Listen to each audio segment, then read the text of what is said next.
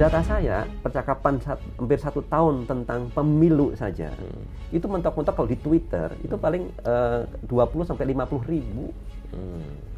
Kalau kita mau naikin lagi sampai 1 juta, nggak nyampe. Susah ya? Kalau kita bicara big data, itu harus benar-benar orang nge-tweet dan mengandung kata kunci. Ya harus real, datanya ada 100 juta, ya 100 juta unik akun, dan dia ngomong semua. Bukan ekstrapolasi. Itu hanya 14% publik yang mendapatkan informasi tentang politik itu dari media sosial. Nggak selamanya kita sebagai ustadz itu benar. Dan saya orangnya percaya tahlil. Ini wabah dunia. Kematangan kita dalam berpolitik, kedewasaan. Waduh, matilah. Halo Detikers, apa kabar? Saya Alvito Dinova Ginting. Saya menyapa Anda di acara Blak-Blakan. Sebenarnya acara ini namanya aja yang agak serem karena tamu kita hari ini tidak kita minta untuk benar-benar blak-blakan. Justru kita mencari informasi tentang apa yang sebenarnya kita sering dengar tapi kita mungkin belum memahami secara penuh apa sesungguhnya terminologi atau fakta teknologi seperti itu. Saya hari ini bersama dengan Ismail Fahmi yang kita kenal sebagai pendiri Drone Emprit. Tapi sebenarnya lebih dari itu pegiat sosial media, tapi bukan kegenitan di sosial media yang dia lakukan, tapi lebih banyak melakukan investigasi dan kalau saya lihat lebih melakukan audit forensik secara digital barangkali gitu. Jadi apa yang diklaim orang bisa dipatahkan, apa yang tidak terungkap bisa diungkap, yang tersembunyi bisa dikeluarkan, yang dikatakan A ternyata B. Itu yang menarik, yang seringkali kita baca dari pernyataan-pernyataan Ismail Fahmi. Selamat, ya ini bisa pagi, bisa siang, bisa malam, tapi kita wawancaranya pagi menuju siang. Mas Fahmi, terima kasih atas waktunya. Mas Ismail, sorry. Terima kasih atas waktunya. Ini kita masuk di dunia di mana disguise itu dilakukan dengan kata-kata tapi bisa diungkap dengan fakta yang kita temukan di digital gitu ya. Nah, mula dulu deh sebenarnya. Ketertarikan Mas Ismail tuh sebenarnya backgroundnya memang teknologi informasi. Iya, betul. Oke. Nah, kemudian masuk ke sosial media dan tertarik melakukan investigasi, pengungkapan. Itu mulainya dari mana? Jadi kalau background saya sebetulnya awalnya itu dari telecommunication engineering di ITB. Oke. Harusnya bergerak di bidang telekomunikasi lah. Tapi saya lebih suka di internet. Kemudian saya ambil S2, S3, tertarik di bidang artificial intelligence untuk bahasa. Jadi ada namanya natural language processing. Simpel sebetulnya, bagaimana membuat komputer, kita ajarin komputer, sehingga bisa memahami bahasa manusia. Jadi bahasa Indonesia, bahasa Inggris, jadi bisa paham di situ. Kalau komputer bisa memahami bahasa manusia, kita bisa ekstrak informasi dalam bentuk dokumen yang luar biasa banyak itu. Biasanya kan informasi ada 2 jenis, Mas. Yang terstruktur itu yang dalam bentuk kolom-kolom, Excel, itu sudah ada. Dan yang bahasa kita ngobrol, teks, yang tulisan-tulisan di detik, itu kan nggak ada strukturnya, susah ngolahnya. Dengan yang saya pelajari di S2, S3, saya bisa dapatkan itu. Nah, kemudian awalnya sih untuk private company ya. Waktu saya balik dari Belanda, 10 tahun di sana, 2014 saya selesai balik ke Indonesia, private company lah, bikin social media monitoring dan analitik untuk perusahaan, untuk pemerintah lembaga. Tapi tahun 2016 kita lihat tuh kan banyak sekali demo-demo. Demo-demo kan pasca 2014 mulai banyak orang main-main di media sosial. Hoax-nya makin banyak. Dan makin banyak itu banyak orang-orang yang bisa memanipulasi opini. Itu berarti kebangkitan kelancingan digital itu 2016. 14, kemudian 16 itu mulai masuk. Contoh yang menarik saya perhatikan, kalau FPI itu kan dulu banyak di jalanan ya, terkenal ya, closing ini, closing itu. Tapi kok 2014 kalah lah gitu kan, melihat kok ternyata menarik di media sosial. Mereka akhirnya main di media sosial, di Twitter. Dan lumayan tuh menguasai kan. Lanjut akhirnya yang pro Pak Jokowi sekarang punya tandingan yang pro yang kontranya makin banyak lah. Ada FPI dan yang lain-lain kan, dari oposisi juga ada makin. Nah, disinilah perang disinformasi terjadi dan publik nggak tahu. Ketika ada dari salah satu kubu itu menyampaikan informasi dibuat viral seolah-olah benar, padahal enggak. Dan tapi di data saya itu jelas terlihat bahwa itu hoax. itu hoaxnya dari siapa yang bikin, mulainya kemana. Anda kok arahnya iseng kemana. banget sih, apa namanya, kenapa terpanggil? Kan banyak juga orang yang memahami, punya pemahaman seperti Anda, kemudian justru memanfaatkan, saya berpihak ke kubu tertentu untuk bisa beli mobil mewah, untuk bisa punya villa di, di Labuan Bajo misalnya. Ya itu mungkin kejahilan saya kali ya. Enggak, Anda terpanggilnya Iya. kenapa? Karena Saya ada yang harusnya terungkap, nggak ada yang mengungkap gitu. ya ada sebetulnya ini kan kemampuan ini bukan hal yang unik baru. Siapapun bisa lah. Banyak mereka yang ahli big data yang bisa nanti kita bahas big data apa. Bisa crawling data kemudian dapat petanya. Berani membuka atau tidak itu yang jadi pertanyaan. Mungkin saya background dulu ya waktu di ITB kan juga aktivis, saya ketua himpunan dan seterusnya itu akhirnya jiwa saya untuk itu terpanggil. Cuma saya nggak suka lagi demo di lapangan. Saya sudah lebih tertarik di teknologi. Nah, jiwa itu terbawa. Dan saya saya rasa apa sih yang harus saya takuti untuk membuka data ini untuk kepentingan publik luas gitu. Dan saya udah mikir-mikir pasti juga akan ada orang yang suka nggak suka kan gitu ya, pasti itu ada. Ya. Dan knowing bahwa demikian ganasnya netizen itu kan Anda udah mengukur konsekuensinya ya. Iya, sering saya juga diserang, itu juga sering. Bully seperti apa yang paling sadis yang pernah Anda alami? Pernah saya suatu ketika itu membongkar satu plot lah gitu ya di media sosial, kelompok buzzers, publik nggak tahu, kemudian saya buka. Terus kemudian mereka ada kesel kayak gitu ya. Ya diserang rame-rame lah saya. Berapa hari itu? Ya sebetulnya kalau serang-serang itu biasa Mas, paling sehari 2 hari. Sehari 2 hari ya. Kemudian mungkin suatu saat diulang lagi ya. Mas, ini kemarin kita agak ya cukup menarik perhatian ya, fenomena yang terjadi tanggal 11 April kemarin. Mahasiswa bergerak, walaupun sebenarnya banyak yang mempertanyakan kenapa bergerak, kan sudah dijawab sama Presiden. Presiden mengatakan pemilu akan tetap berlangsung tanggal 24 Februari kalau nggak salah, atau 19 Februari saya lupa.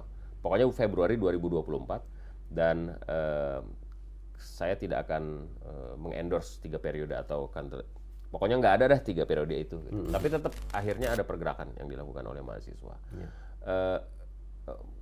Fakta dan kemudian fenomena ini kemudian juga kabur karena insiden yang dialami Ade Armando gitu. Sebenarnya di ranah digital tuh seperti apa petanya sebelum kejadian itu? Iya.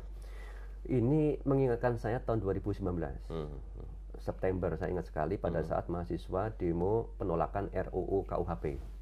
Nah, pada saat itu mahasiswa kan bareng itu. Mereka turun di lapangan bareng sama, bukan hanya mahasiswa, aktivis juga sama lah. Mereka bikin tagar reformasi di korupsi. Nah, ini KUHP apa KPK? Sebelumnya KPK, tapi demonya bukan untuk KPK, itu yang disiapkan untuk KUHP. Jadi mereka sepertinya nggak nyangka yang KPK-nya ini RUU-nya juga disahkan terlalu cepat gitu. Tapi persiapannya lebih KUHP. KPK ini tidak terendus oleh mereka. Nggak terendus. Padahal seminggu sebelumnya sama, saya bisa bikin analisis datanya sudah kelihatan. Nah, intinya menarik adalah ada tagar yang muncul saat itu adalah turunkan Jokowi, hashtag turunkan Jokowi. Nah, mahasiswa ini kan mau demo besar, mereka dituding mau menurunkan Jokowi. Nah, dampak dari sini adalah bisa jadi kepolisian atau aparat atau buzzer kan melihat apa yang dilakukan mahasiswa inkonstitusional, menurunkan presiden di tengah jalan. Nah, itu kan nggak boleh. Kan? Padahal itu bukan narasi dia. Nah, gimana cara membuktikannya? Saya gunakan analisis, saya kumpulkan hashtag turunkan Jokowi waktu itu, kemudian reformasi di korupsi oleh mahasiswa. Dan yang menarik, ada anak-anak K-popers, mereka bikin tagar sendiri, diperkosa negara. Jadi ini menarik, pada saat yang sama mereka bikin narasinya sendiri-sendiri. Kemudian dari pendukung Jokowi, banyak tuh saya bersama Jokowi, saya dukung Jokowi dan seterusnya.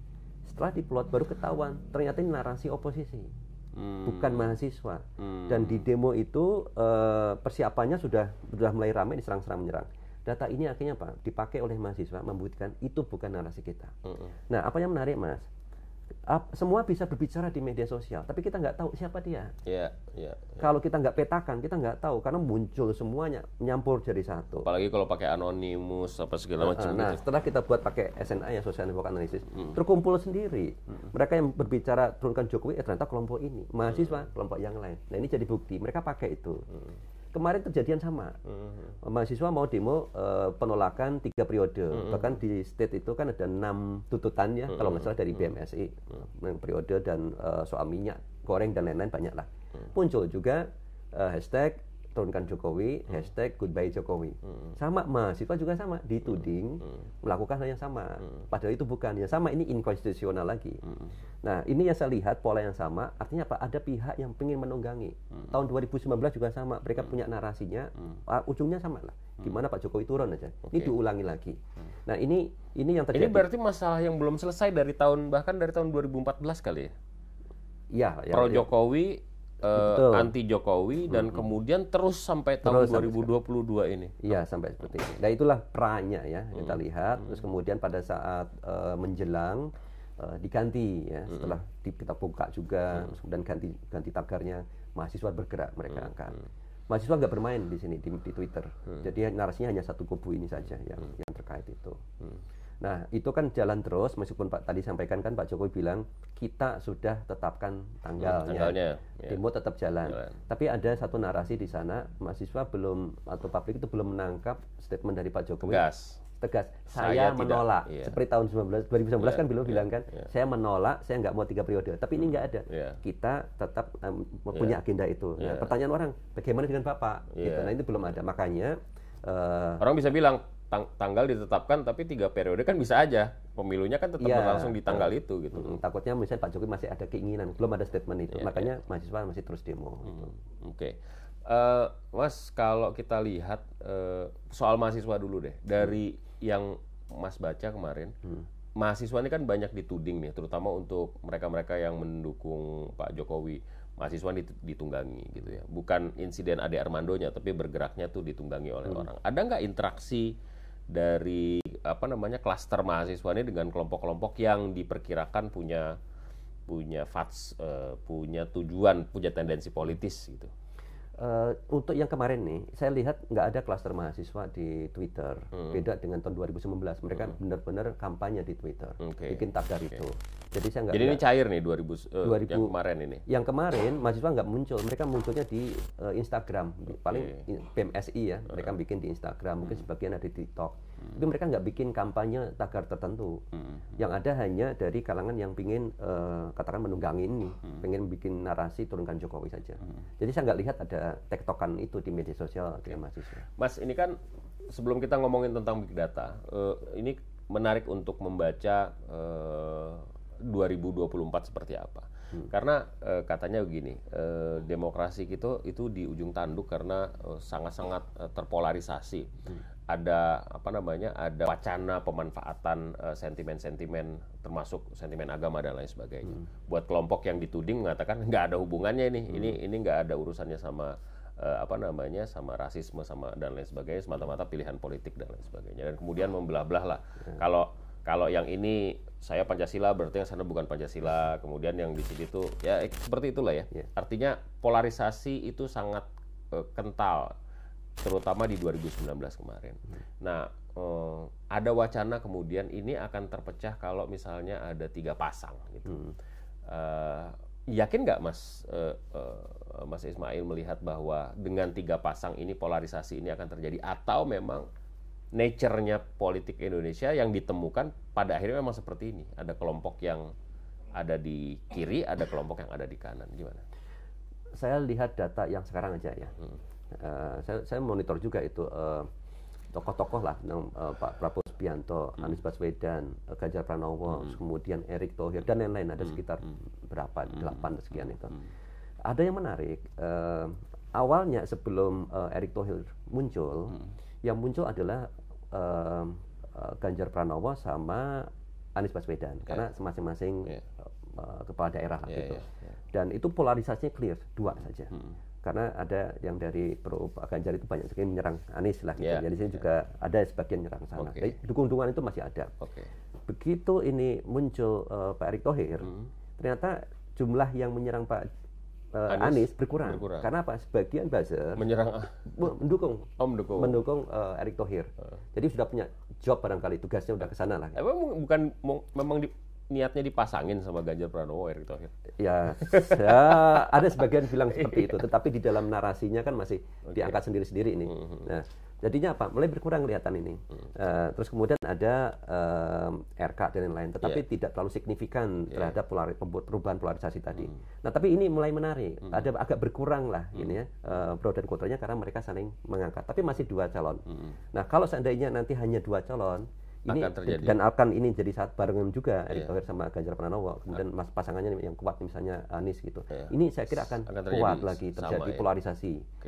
Dan bahkan kejadian dengan Ade Armando kemarin ini dilema menurut saya sebetulnya. Pertama gini, harusnya kubu yang pro dan kontra bersatu karena topiknya kan sama, tolak 3 periode, sama loh itu. Ade Armando datang pun juga sama, masih sama menolak. Ya. Tetapi kejadian tadi itu menutup sama sekali narasi yang harusnya bisa menyatukan tadi. Narasinya sekarang dipakai, ini saya malah lebih khawatir. Ini bisa dibawa terus ke depan. Yang satu memakai Ade Armando ini kasus ini untuk menyerang sebelah. Sebelah pun juga sampai mengungkit lagi apa yang disampaikan Ade Armando dan teman-teman dan yang lain. Nggak ada ketemunya. Dan ini bisa jadi makin meruncing ini ke depan, ini bahaya.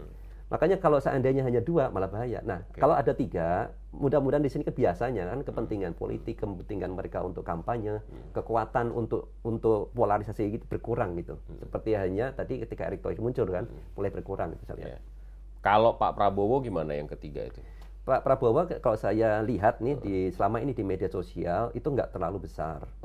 Di survei masih tinggi. Saya kira ini residu yang lama lah ya. Tapi di media sosial sudah nggak banyak yang membahas. Hanya timnya saja.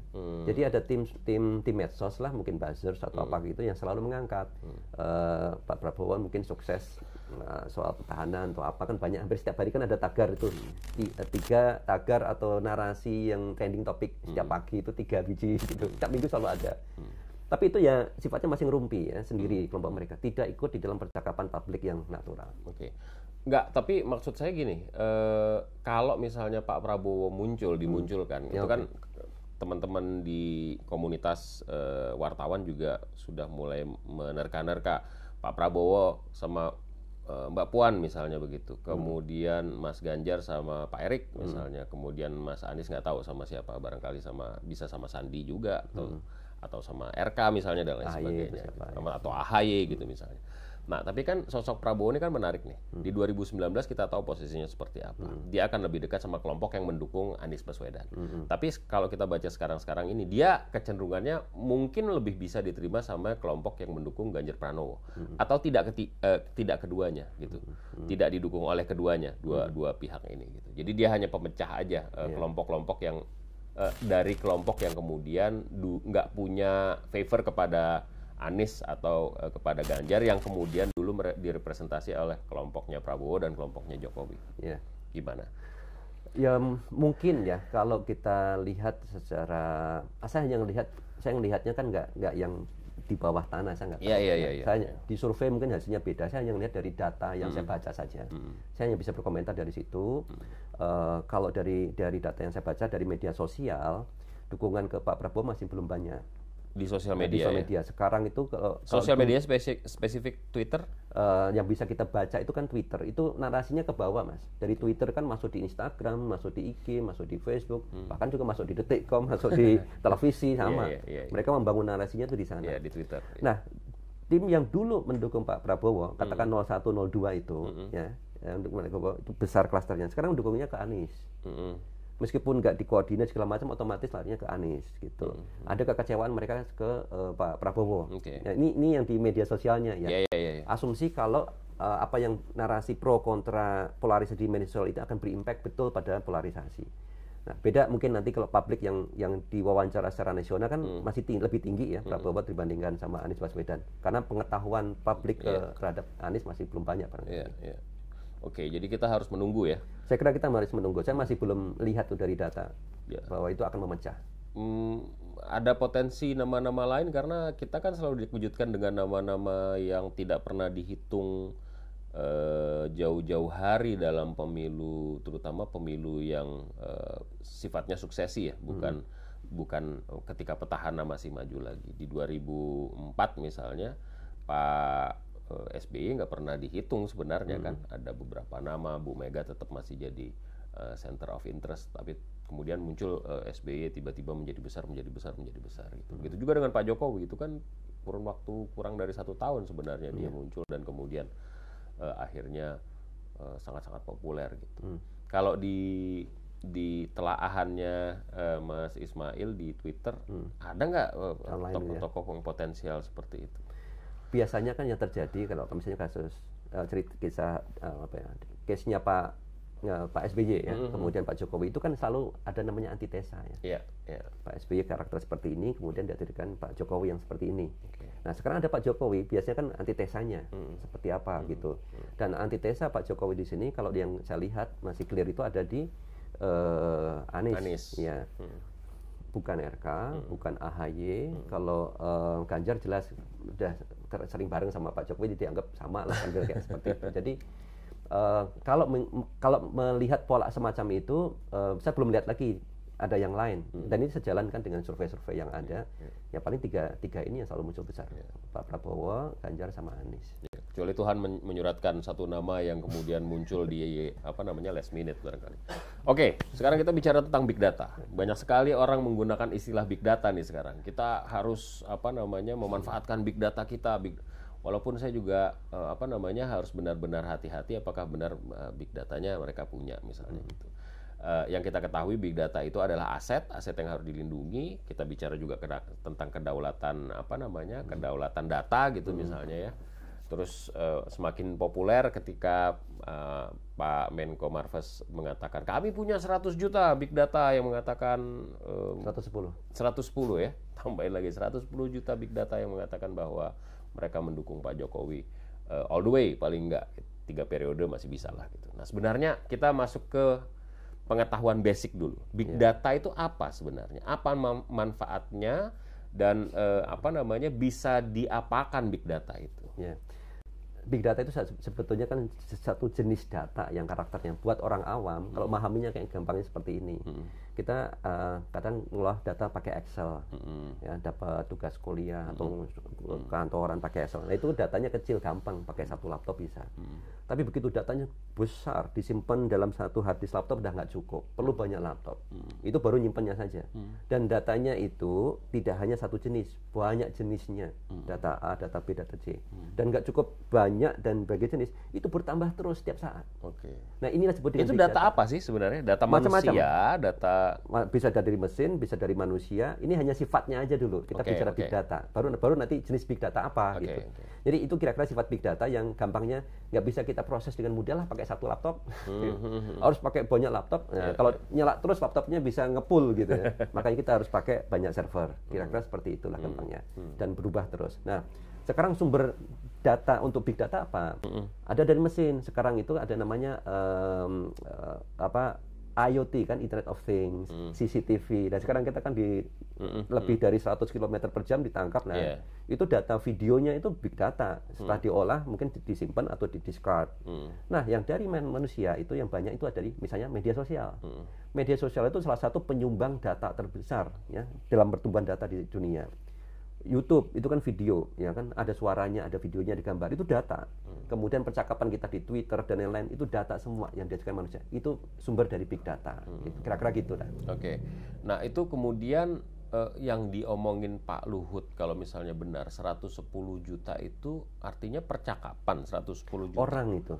110 juta orang unik berarti kan? Harusnya unik kan? Kalau jumlah percakapan, satu orang kira-kira ngomong 10 kali lah misalnya, dikalikan aja.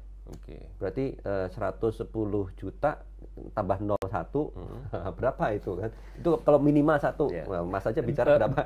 Drone Emprit itu punya data nggak pengguna Twitter aktif di Indonesia yang punya heavy politics interest itu sampai 110 juta? Nggak sampai, gini. Karena Twitter, saya tahu yang paling besar itu K-pop pasti gitu kan. Twitter itu pasti K-pop. Kita buka trending pasti istilahnya entah apa, pokoknya wah ini Ramyun atau apalah gitu istilahnya. Twitter itu hanya 18 juta pengguna. Kita pengguna di Indonesia. Indonesia seluruhnya. Yang Facebook itu baru ada 140 atau ada bilang 100 seberapa juta gitu. Jadi kalau kita mau ngambil 110 juta asumsi nih ya, ambilnya semua ya, semua media sosial digabungin. Kan pengguna Facebook juga ada pengguna Twitter, ada irisan. Anggap aja pengguna Facebook lah kayak gitu kan 100 sekian. Jadi kalau 110 kan lebih dari 50% kan. Nah, itu kalau kita buat proporsional, katakan 50% pengguna Facebook ngomongin soal penundaan pemilu. Artinya paling nggak kalau secara proporsional di Twitter malah lebih dahsyat, lebih rame soal politik dibanding Facebook ya. Paling nggak 50% lah. 50% dari 18 juta, 9 juta. Data saya, percakapan hampir 1 tahun tentang pemilu saja, itu mentok-mentok kalau di Twitter, itu paling 20 sampai 50 ribu. Kalau kita mau naikin lagi sampai 1 juta, nggak nyampe. Susah ya. Jadi kalau kita mau dapetin, makanya waktu itu saya ditanya sama media. Sama media, masuk akal tidak? Gitu. Ini nggak masuk akal jumlah itu. Dan kemudian saya lihatin datanya.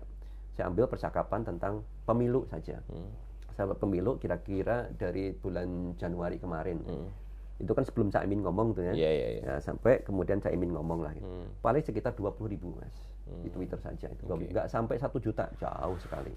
Jadi nggak masuk akal. Nah, kalau kita bicara big data, itu harus benar-benar orang nge-tweet dan mengandung kata kunci. Ini big data di media sosial ya. Nggak bisa pakai, kira-kira kalau ada sekian orang ngomong, kemungkinan diekstrapolasi ada sekian banyak. Nah, bukan begitu. Itu namanya kan perkiraan matematis. Ya harus real, datanya ada 100 juta ya, 100 juta unik akun dan dia ngomong semua. Bukan ekstrapolasi. Ya harus betul-betulan gitu. Oke. Jadi sebenarnya nggak mudah ya untuk mendapatkan data yang, tapi begini deh, dari Twitter itu sebenarnya kita bisa mengekstrak dan bisa suara itu bisa merepresentasi publik nggak? Itu jadi pertanyaan dulu. Ya, ini menarik. Ini diskusi cukup panjang, udah lama waktu. Saya sama Mas Burhan tadi juga sama tuh melihat. Jadi gini ya. Burhan mengatakan bahwa nggak bisa. Memang. Jadi gini, logikanya gini. Kita selama ini juga saya melihatnya gini. Twitter itu dipakai sebagai medium untuk memanipulasi opini. Okay. Artinya bukan menggambarkan bahwa di Twitter itu tempat orang untuk masing-masing individu menyampaikan one-to-one voice. Enggak. Mereka ngomong, buzzer, robot, bikin trending. Tujuannya apa? Muncul di detik, muncul di televisi. Nah, jadi setelah masuk televisi baru masuk ke publik secara umum. Itu jadi sebenarnya cuma untuk membangun opini aja ya, opinion builder aja ya. Nah, ini menarik Mas, ini penting diketahui. Survei dari Mas Henry Satrio itu hanya 14% publik yang mendapatkan informasi tentang politik itu dari media sosial. Berapa? 14%. 14%. Jadi kalau ditanya mereka survei yang tentang capres-capresan itu, Anda tahu dari media sosial berapa persen? 14% pemilih tahu. 70% dari televisi. Ini paling besar. Nah, artinya apa di sini? Ini kan kita nggak bisa bilang suara di media sosial itu satu-satu. Tetapi kita lihat karakter televisi kita, karakter media sosial kita. Mereka cari media online. Mereka cari informasi dari Twitter. Media sosial. Media sosial specifically Twitter. Dan karena kebanyakan terjebak pada kemalasan dan nggak mau belajar gitu. Jadi apa yang ada diambil aja, nggak diverifikasi, nggak dikonfirmasi, nggak diinvestigasi lebih lanjut gitu ya. Bahkan pernyataan satu orang buzzer pun jadi judul artikel, bisa jadi headline sekali. Makanya ini yang terjadi adalah 14% tadi harapannya masuk ke 70%, masuk ke televisi hingga 70% tahu. Makanya kalau dibilang ini nggak menggambarkan suara publik satu persatu, tetapi ini jadi indikasi adanya disinformasi, adanya sebuah narasi yang dibangun, dan kita harus hati-hati, dan itu mungkin menjadi narasi publik gitu. Dia bisa menjadi etalase yang kemudian menjual wacana yang pada akhirnya mungkin bisa ditangkap oleh media arus utama untuk kemudian disebarluaskan. Jadi media arus utamanya juga harus waspada ya. Kalau enggak bisa dimanfaatkan pihak-pihak gitu ya. Sudah dimanfaatkan dan tanpa terasa mereka dimanfaatkan. Sudah sampai sejauh ini sudah sering dimanfaatkan. Padahal kalau misalnya begitu-begitu saja, realemnya, lingkupnya hanya 14% itu aja, tidak berpengaruh sama sekali.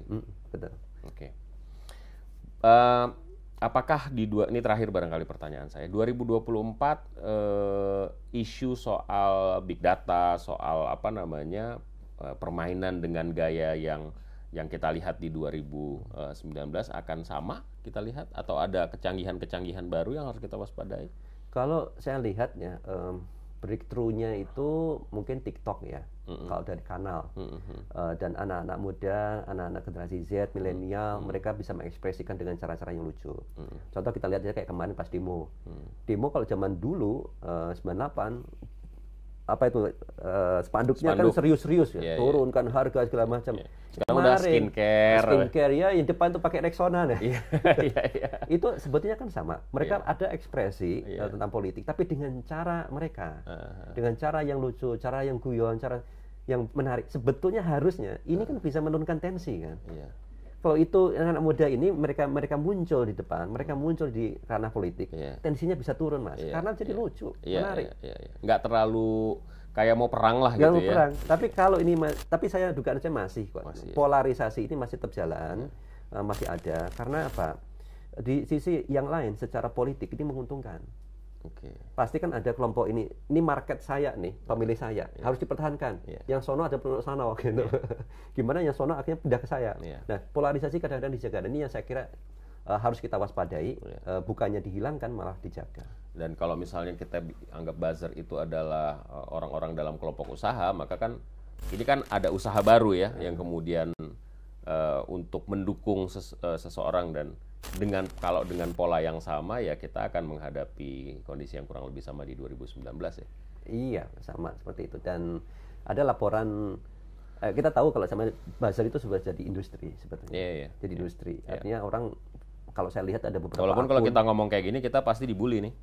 Ya, apa konsekuensi. Memang ini juga sebetulnya kalau dibilang buzzer itu kan secara umum itu netral ya.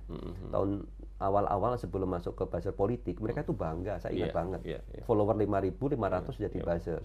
Ya. Dan yang sekarang ini laporan dari Oxford University, buzzer, industri buzzer, istilah buzzer itu internasional susah kita nyari. Adanya cyber troop. Ya, itu sudah menjadi industri di Indonesia. Ya, itu menurut karakter menurut Oxford University itu, dan di kita juga lihat memang ada itu. Ya, itu artinya mengharuskan kita waspada bahwa suara-suara itu tidak murni suara hati nurani, tapi juga suara yang digerakkan oleh kepentingan-kepentingan. Ya, kalau industri ya ada kepentingan-kepentingan di situ. Mas Ismail, terima kasih waktunya. Kita akan berbincang lagi nanti ke depan, karena bicara soal digital ini nggak pernah habis. Nanti kita akan temui lagi barangkali fenomena-fenomena ke depan soal klaim-mengklaim dan lain sebagainya. Terima kasih sekali lagi. Sama-sama, Mas Iko. Dan sampai di sini belak-belakan kali ini kita akan jumpa lain waktu dengan topik dan narasumber lainnya. Sampai jumpa.